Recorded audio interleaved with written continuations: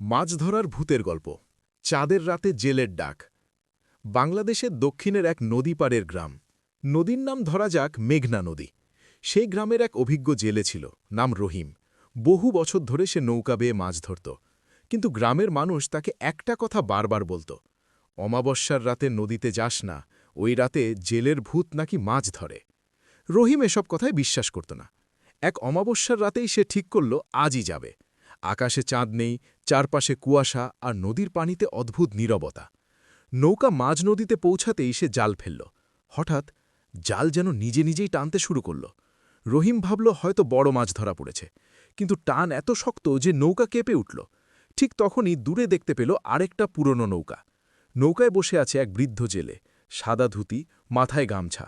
কিন্তু আশ্চর্যের বিষয়, তার নৌকার নিচে কোনো ছায়া নেই।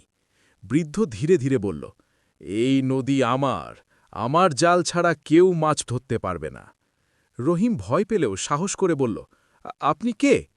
বৃদ্ধ হাসল। নদীর বাতাস হঠাৎ ঠান্ডা হয়ে গেল। গ্রামের লোকেরা যাকে জেলের ভূত বলে, সে নাকি বহু বছর আগে ঝড়ের রাতে ডুবে মারা গিয়েছিল। তারপর থেকে অমাবস্যায় কেউ মাছ ধরতে এলে তার জাল ছিঁড়ে দেয়। রহিম দেখল তার জাল পানির নিচে যেন কেউ ছুরি দিয়ে কেটে দিল। মুহূর্তের মধ্যে সেই বৃদ্ধ আর নৌকাটি কুয়াশার ভেতর মিলিয়ে গেল। পরদিন সকালে রহিম তীরে ফিরে এসে দেখল তার জালের এক কোণায় বাঁধা আছে একটি পুরনো লোহার আংটি। গ্রামের বয়স্করা বলল, এটা সেই মৃত জেলের নৌকার আংটি, সে তোকে সতর্ক করেছে। সেদিনের পর থেকে রহিম আর কখনও অমাবস্যার রাতে মাছ ধরতে যায়নি। কিন্তু এখনও নাকি মাঝে মাঝে গভীর রাতে মেঘনা নদীর মাঝখানে দেখা যায় এক পুরনো নৌকা, আর শোনা যায় জালের টানার শব্দ। বাংলাদেশের উপকূলের কাছে বিশাল এক নদী, পদ্মা নদী। নদীটা শান্ত দেখালেও তার স্রোত ভীষণ ভয়ঙ্কর। সেই নদীর ধারে বাস করত দুই বন্ধু, করিম আর সালাম। দুজনেই জেলে। গ্রামে একটা কথা প্রচলিত ছিল, অমাবস্যার রাতে মাঝ নদীতে যদি কেউ নাম ধনে ডাকে, পেছনে তাকাস না। এক রাতে প্রচুর মাছের আশায় তারা নিয়ম ভেঙে নৌকা নিয়ে বের হল। আকাশ কালো, বাতাসে কেমন পচা কাদার গন্ধ। মাঝ নদীতে পৌঁছাতেই তারা জাল ফেলল। হঠাৎ জাল অস্বাভাবিক ভারী হয়ে গেল। সালাম ফিসফিস করে বলল, এত বড় মাছ নাকি? করিম জাল টানতে টানতে বুঝল ওটা মাছ না, জালের ভেতর থেকে যেন কেউ উল্টো দিক থেকে টান দিচ্ছে। ঠিক তখনই পানির নিচ থেকে করিমের নাম ভেসে এলো, করিম। গলা ভেজা, গড়গড় শব্দে ভরা। সালাম ভয়ে বলল, পেছনে তাকাস না। কিন্তু করিম ভুল করল। সে পেছনে তাকাল। নদীর ওপর ভেসে আছে এক আধডোবা নৌকা।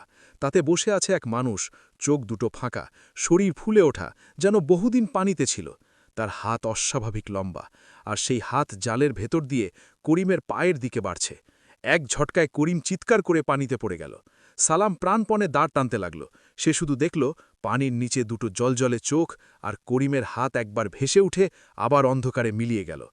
পরদিন সকালে গ্রামের লোকেরা নৌকাটা ভেসে থাকতে দেখল, কিন্তু করিমের কোনো খোঁজ মিলল না। শুধু জালের এক কোণায় আটকে ছিল এক টুকরো নখ, অস্বাভাবিক লম্বা, কালচে। বৃদ্ধরা বলল, বহু বছর আগে এক লোভী জেলে ঝড়ের রাতে ডুবে মারা গিয়েছিল। সে নাকি অন্য জেলেদের মাছ কেটে দিত। এখন সে নদীর নিচে থাকে, আর যার লোভ বেশি তাকে নিজের